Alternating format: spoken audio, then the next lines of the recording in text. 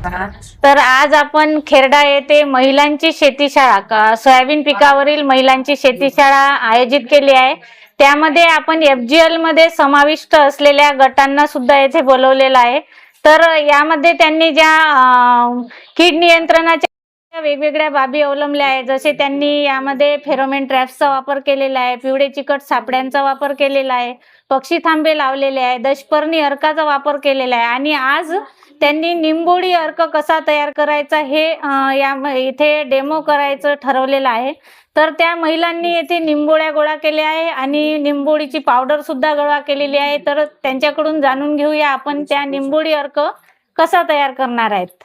नमस्कार, बळीराजा शेतकरी महिला गट खेरडा।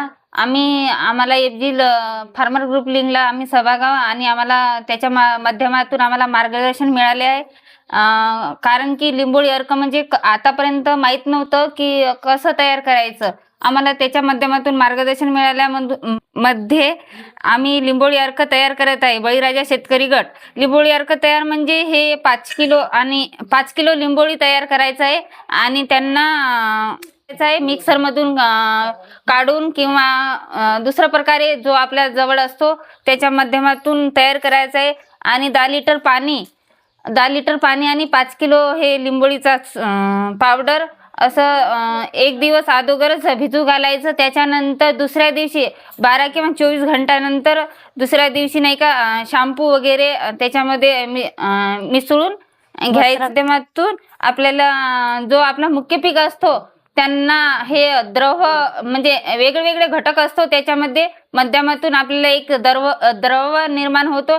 कारण की कीटकनाशक वगैरे अंडी घालत नाही, त्याच्या माध्यमातून आपला एक फवारणीचा खर्च बचाव होतो। अशा प्रकारे शेतकऱ्यांना आम्हाला हे सांगायचं आहे की बरेच लोकांनी माहित नव्हतं लिंबोळी अर्क तयार कसं करायचं, पण आम्ही बळीराजा शेतकरी गट खेरडा येथे लिंबोळी अर्क तयार करत आहोत।